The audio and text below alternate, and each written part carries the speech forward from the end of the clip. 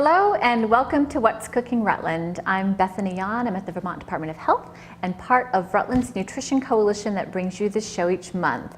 And so we are solidly into fall. I have my apple apron on today because I'm excited to have Grace Davy back. Yay! Yay. We are coming to the camera. Well, yeah, and we've switched sides in the kitchen, so I'm going to be a little confused here. So I'm just going to put that right out there. So if I start reaching in the wrong direction, it's because, yeah, I'm on a different side. But I'm on a different side because we're actually, Grace and we usually do a freezer challenge. Yep. And now what we're kind of sort of doing is thinking it's fall harvest season. So fall harvest is the name of the show. And so thinking about what are some of those bumper crops. So how can you use them now? And then if you choose to put them into the freezer, then some ideas for using some different things in the freezer. So we're featuring corn. Yes. And apples. So corn, I know all about freezing. And using it. I got that part down pat. But you've got some great recipes we're going to play with. For me, which is really new, and I'm excited to play with you guys, is playing with apples. So if you haven't noticed, or if you haven't been picking, please go picking because the apple trees this year are just laden with apples. That are so it's one of those years again, which is exciting. Really, really exciting. But so pick a ton, but you don't necessarily need to eat them all at the same time because it's a lot of apples. And you don't need to do what Bethany does, which is to do this marathon of baking a dozen pies and freezing them. You can actually freeze apples. So we're going to talk about that as well and work through. But because we have some things that need to cook, I'm going to turn it over to Grace to play with, it's a chowder, right? Yeah, I'm calling it a chowder because I'm going to puree it. Okay. At the end. And just kind of cream it up, but doesn't have any dairy in it. So I'm just gonna chop up, speaking of harvest, I have a lot of my own, I brought some of my onions, which I grew a ton of, so I've just been chopping them and freezing them too. Okay. And you can do that with onions. If you have sweet ones that you grow that don't cure, just chop them and freeze them. And they get really silky, like in the winter when you cook soup and stuff with them. Perfect. And then I brought some of my garlic and my shallots, and then some of my little Juliet tomatoes, which are great to freeze. Because when you bake them roasted on a tray, there's no liquid that comes out, and they're almost like tomato paste, like instant tomato paste when they come out of the oven. Yum! So those are all things I'm kind of working at, but I'm also eating them as I'm freezing them. So this isn't eating. And then you can make this whole recipe in the winter too, when you have your corn and your tomatoes. And potatoes are great storage things, so it works. So this needs to get turned on, right? Yeah. Because when I was looking at Grace's recipe, you just use words that I don't use in cooking, and it just always makes me smile. What words are you talking about? That we're going to heat this oil over medium heat until it glistens. I love that accent. So glistens is not in my cooking vocabulary. Well, what would you say? I don't know. So I just love it. The lights make it glisten. The lights make it glisten. There we go. So we all need these lights at home. Yeah. So yeah, but I did understand the nature when you said that it gets thin. But as you start to roll oil around, it takes a while to move, but as you're heating it, and it smells so good, this is olive oil, yum, it starts to then move much easier and shiny. I see shiny. Yeah. I got that part. I'll change my work. No. I'm going to work on adopting glisten. I just we'll love compromise, meet each other somewhere. So I'm going to add a little bit more oil. A little more oil. Yeah. And this is good olive oil. Yum. So onions are going in there first, right? Yeah. It's all about the layers. Okay. Right. We were just talking about layers. So is there something that's not going to make me cry that I can help you chop? Yes, tomatoes. Okay, I can handle that. They're pretty acidic though. That's okay. Good. Okay, so I'm going to start cutting these little guys in half. Even like the really bigger ones, half or quarter? Yeah, all of them I'd say a half. Half? Okay, yeah. Fab. They'll still be bite-sized, even if it'll be a bigger bite. Yeah, I really like growing these Ilsa Craigs. They're just like a sweet onion. I used to do curing onions, and then I was like, no, I just want to eat these all the time. Yeah, so I'm glad you said that again because I didn't want to let that pass when you said onions that wouldn't, what did you say? They wouldn't store. So talk to me about that. You just let them sit. I have like a wire shelf with like holes in it. Okay. In front of a window with like the windows we put like a piece of that insulation up over it, but then the window's open so it gets a breeze. Okay. in like, we have this like attic-y area. So I just cure things up there, but it requires a lot. Like if I grow, you know, like 100 onions or something, I don't necessarily That's a lot of have- space. Yeah. Yeah.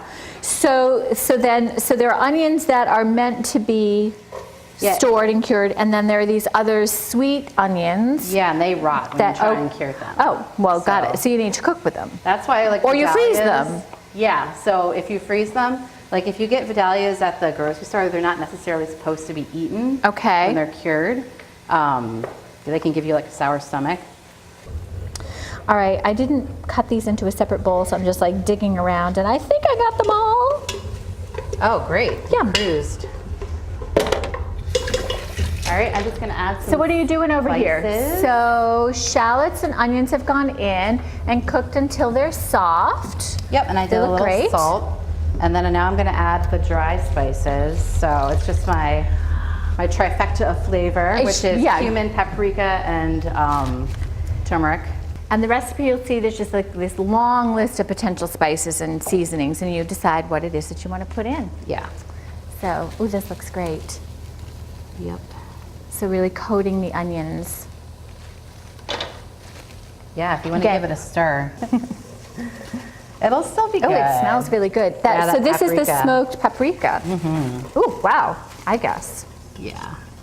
I like to keep the, oh wow, there's a lot of turmeric. I like That's to keep the all bag sealed tight. You would need to with that. Just because, to keep them fresh. Spices don't last that long sometimes. And then I'll throw in a few little mustard seeds just to give it a pop.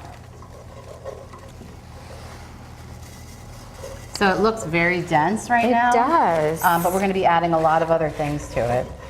And water with a bunch of bay leaves as our stock. So when you're in a pinch, if you don't have any kind of stock on hand, just a few bay leaves and water. We'll do the trick? Yeah. I'm just going to rinse these potatoes. Okay. And scrub them. just keep stirring. So I know that, you know, it's like kind of trying to scrape up. There's a lot of, you know, yeah, you can see the seasonings on the bottom of the pot. So really just kind of scraping so things aren't going to burn on the bottom of this thing.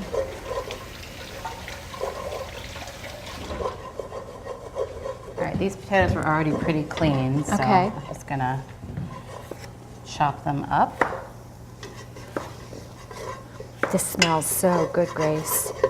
Yeah, these are like three kind of like vegetables or fruit, vegetables and a fruit that everybody likes. You know, like even little kids that can be really picky love this. Okay, so I have to come back to, you know, That's I'm remembering trifecta of seasonings. Say them again. Which were they? Cumin, turmeric, and paprika. Cumin, which I love, turmeric, which I love, gonna put a paprika. pointy knife. Okay, thank you for the heads up. Oh, so you're cutting these into, I always remember, oh gosh, I think it was when I worked with Greg Lynch on a program once, that when you're chopping things for soup, you want the size of things to fit on a spoon. So when you're thinking about when you're yeah, that's a chopping great your tip. vegetables, and that's exactly what you're doing, well done, that it fits on a spoon. Yes, yeah, and potatoes are always nice to have a little bit smaller, just so they do cook. They'll cook faster. Yeah.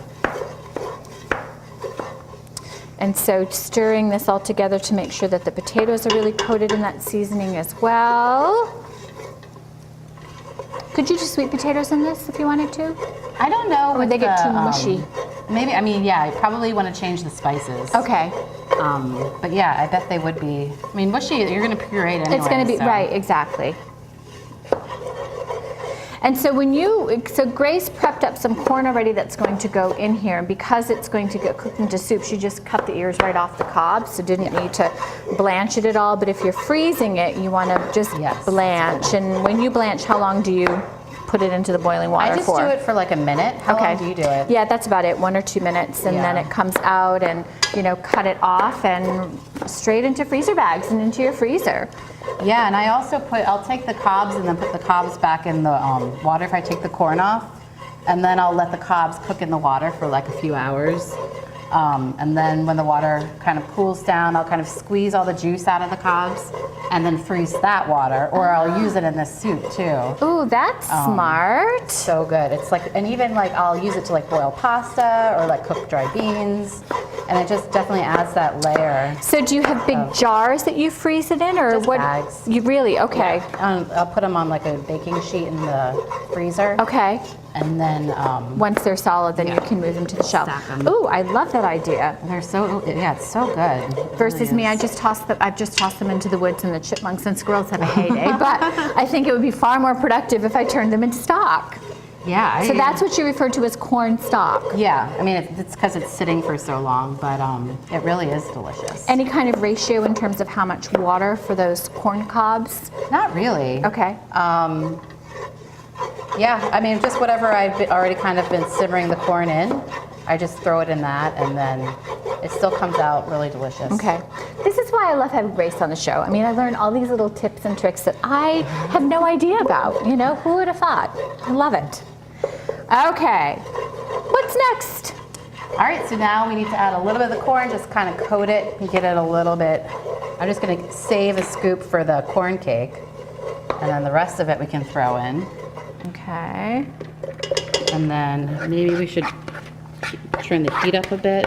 Okay. Does it seem like it's cooking a little slow, or? I don't know.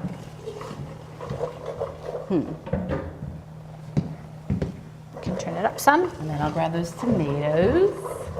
Add a little bit more salt and pepper. Nice.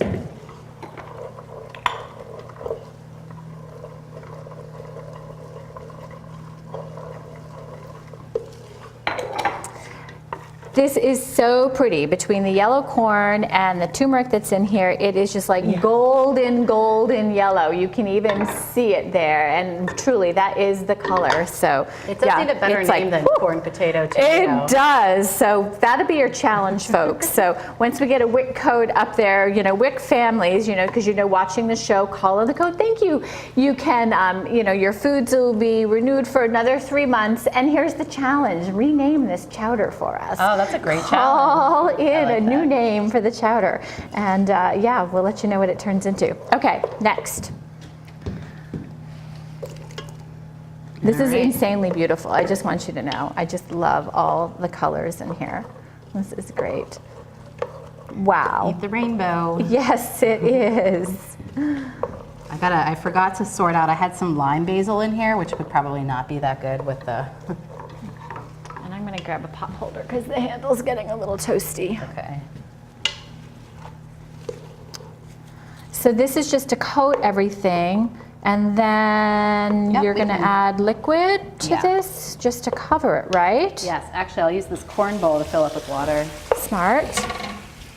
And I think while Grace is tossing together corn cake, we'll also start talking a little bit about apples at the same time. See, look at, there's just a few little pieces of corn in here, and look how milky that water is. Wow, really milky. So it's like, yeah. imagine sitting like cobs in a pot for hours. Yeah, on end. it's great shot. You can really see that that is not clear. So yes, that's a great idea. All right, in it goes, and this is just to cover everything. So no measurements required, just whatever it takes to cover.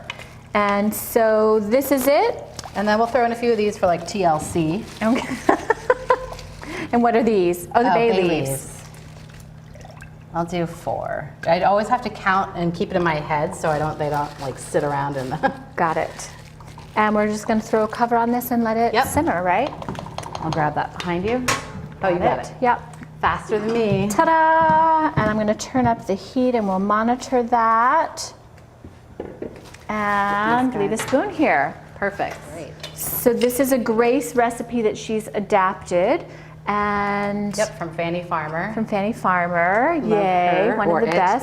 them, And yeah, it conglomerate. just used this a really interesting combination: some buckwheat flour, some cornmeal, and then yeah, so no dairy in the chowder, but All the dairy. all the dairy you could ever want over on this side of the kitchen. So Yeah. This is definitely a corn cake. There's nothing cornbread about it, which I am fine with because I'm not a big fan of cornbread. I like moist, cakey kinds of textures. yeah, And cornbread just doesn't cut it for me. So that's why we have all the dairy in this.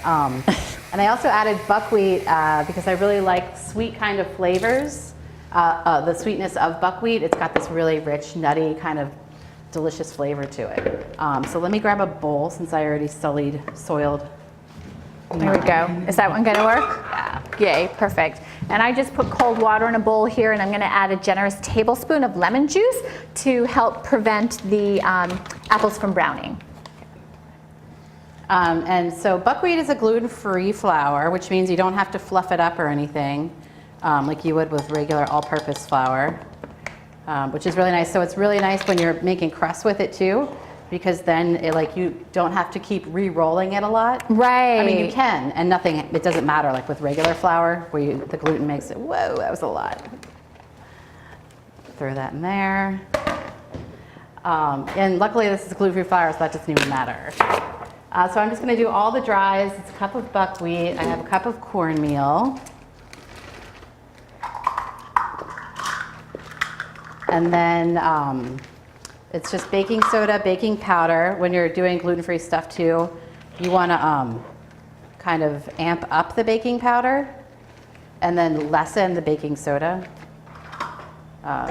Just the way that it reacts and everything. So what I love about something like corn cake, not a cornbread or corn muffin, is while in a lot of baking things you really you need to be a little bit more careful than Grace is measuring here, but the nature of something like a corn cake, you don't. So if there's a little too much flour, a little bit too much cornmeal, it's all going to be fine because you can adjust as you're adding some of the wet ingredients to this. Yes. So Yeah. it's a tad more forgiving from the food science perspective in terms of what you're going to end up with the product. Yeah. Yeah, That's true. So unlike some of more delicate cakes and such that you really, a lot of times they even give weight measures because you just really need to be careful. It's not too much flour so it gets too heavy. Yeah, and like creaming all your butters and sugars Right. into like a meringue. Yeah, or and like this that. you just don't have to worry about that. Yeah. So while Grace is measuring a few more ingredients, a little sugar, we've got this bowl of apples here that are in cold lemony water. And really all you would do next is just toss them into a freezer bag, label it, and into your freezer. And I'm gonna go pull one out of the freezer right now. All right, so I'm gonna grab a whisk. Those look nice. Don't they? They actually don't look too bad. So here's a freezer bag that I did up just last night to kind of get a sense because true confessions, I've never frozen apples before, so this was brand new for me to play with this game. This is a set that I peeled, and there's a little bit of brown, but I think it's because I started to thaw a little bit, but it's also why I decided I was going to be a little bit more generous with lemon juice in here so that I don't have as much of the browning, but the cold water and lemon juice is really going to be a big really help. And as I dip the apples in, what I had noticed even in my own personal experiment at home was that, the apples in the water are nice and white and the core that's next to it is already turning brown, just being exposed to the air. So you just can see where that lemon and cold water is making a difference. So out they come. I have friends, so this is gonna work. This would be enough to make, this batch of applesauce we're gonna play with in a second. But if you're a pie baker like me, what you can do as well is just to mix your apples at this point, after you've pulled them out of the water, with whatever you would add for an apple pie. So a little bit of flour, cornstarch, sugar, cinnamon, nutmeg, whatever you add, and then actually line a pie plate with aluminum foil, plunk that mound of apples on top, cover it, freeze it, and then once they're frozen the next day, pull them out and package them separately. So, remove the pie plate. Then you have this pie plate shaped pile of apples ready to go when you actually want to bake a pie. So you can do that. That is so cool. Yeah, I know, I'm really excited to try it this year. I'm super excited because otherwise it's marathon pie baking in my house. So yeah, great shot. So what did you just put in there for liquid ingredients? I did eggs, melted and cooled butter, and then some yogurt. And that was a cup of yogurt, 3 eggs beaten, 5 tablespoons of butter. And so now I'm just gonna add the milk, which is 1/3 cup. And then I made a well in the middle of all the dry ingredients after I mixed them up. And then I'm just gonna quickly kind of fold it over top, and you really don't want it to mix too much. And then just pour them into my pan and bake them. And I'm using little bunts, so it'll be like 20 minutes. That'd be fun. So over here, applesauce. So I just pulled all of those apples out of my frozen apples from yesterday out of this little quart-sized bag, tossed them into a glass bowl, broke them apart a little bit, and now I'm just going to put about 1/4 cup of water. I'm going to cover this and then stick it into the microwave for about 6 minutes, maybe 7 because the apples are frozen, and to get some applesauce going. Super quick, don't have to heat the stove. They look so great and so nice and fresh too. I know, yeah, they really held well. I was really pleased. Microwaves are so handy. They can be. So we're just going to tent this carefully with a little plastic. That's microwavable. And I'm just very gently kind of folding this over, scraping all the dry from underneath and then plopping it on top. And I'm just going to throw these apples into this quart bag because they would then be able to be frozen. I love those little bunt thingies. Those are just like the cutest little pans ever. Yeah, they're really great, and things just kind of slip out of them too. And it's nice when you make a batch of something, you just cut back on cooking time. It's pretty great. Yeah, 20 minutes is usually what. And then I'm just going to quickly throw. So you've got the batter in, and now you're just folding in some corn. Yeah. And you can see all that dairy goodness is making this kind of. I know, that Greek yogurt, the milk. And so how full are those babies going to be? I like to cover them just over the little belly button, the outie. I don't know what to call that. I don't know either. Extra credit. Yeah. You can name the middle of the bun pan. I'll throw in a something to go with this the wick thing. Here we go. Oh, this is great.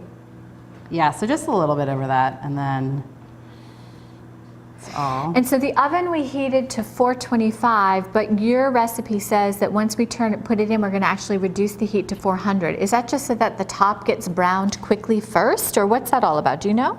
Yeah, I feel like when I've done it on 420 before, the top just gets too brown for too long. All right. So as Grace gets that ready to go into the oven, we've got applesauce that's almost ready to go, because once it comes out, we're just going to season, if you wanted, with a little cinnamon and sugar, mash it up.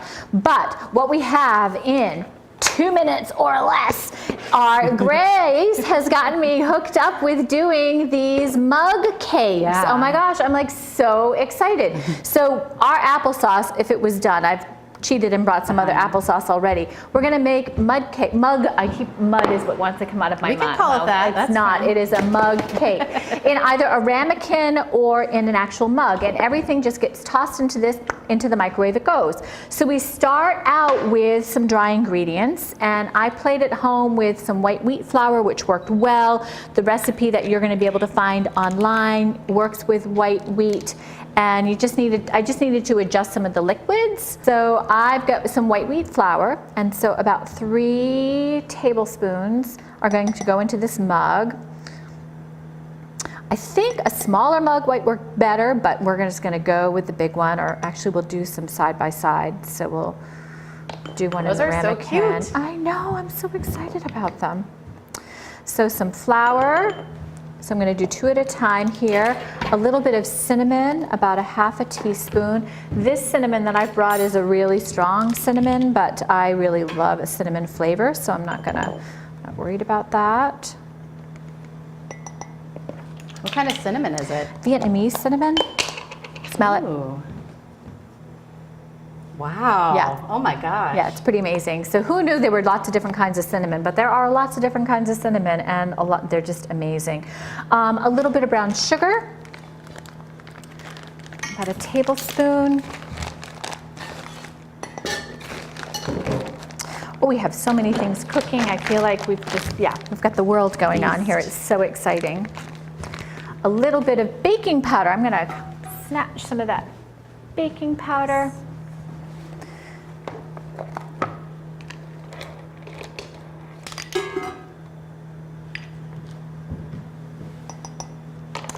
And I'm going to use a fork to stir the dry ingredients up really, really well. I'll come back to that one because they're going to microwave one at a time. And then just go ahead and add liquid ingredients. So 2 heaping tablespoons of applesauce. Look how smooth that is. I know. I mean, if you really puree this, it can be fine. I prefer chunky, but sometimes, you know, that also works. You have the milk, right? Yes. I'm going to grab not quite a tablespoon of milk.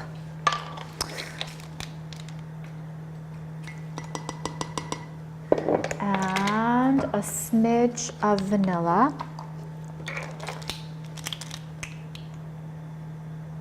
Have you ever seen those tiny kitchen videos on YouTube? I haven't. Say more, because this They're just gets so cute. stirred up in the mug.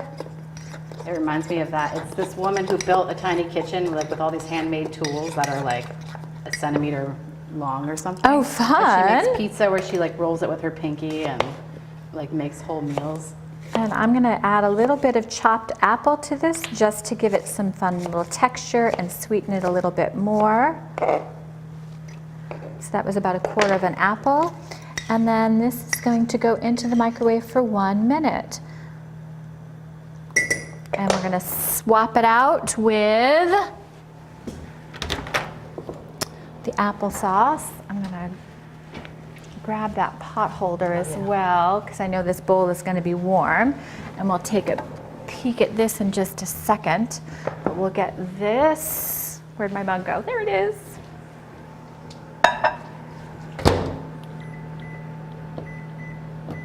That just needs a minute. And so while that's cooking, these apples are nice and mushy, which is perfect. Wow. And so to this, if you want to sweeten it, you can.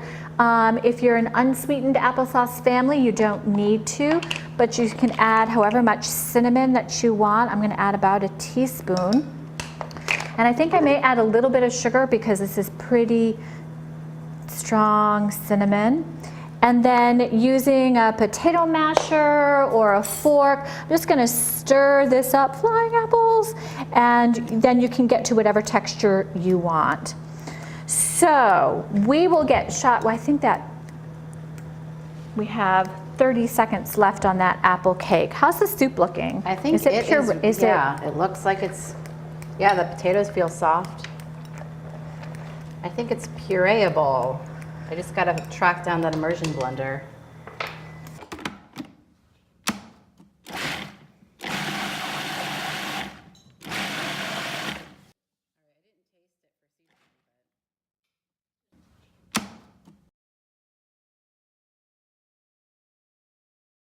We have like so used our time here. We packed a ton in. So applesauce, you just puree how you want it, and then let's look at this cake.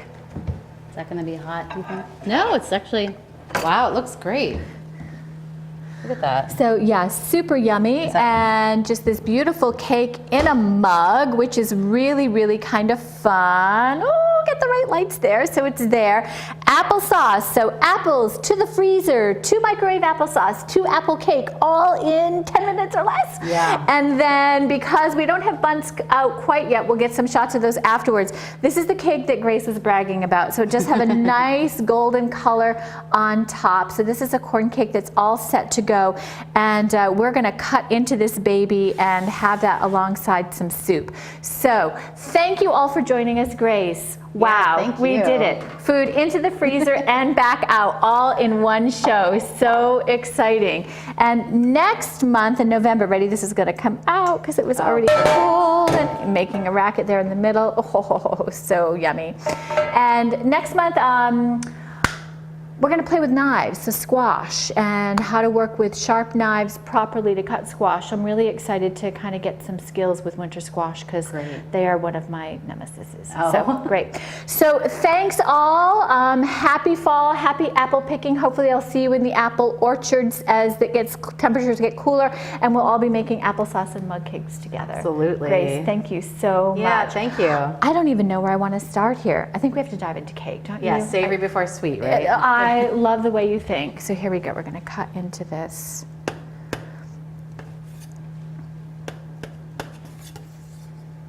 Oh, that looks beautiful. Yum. I'm so excited. Ready?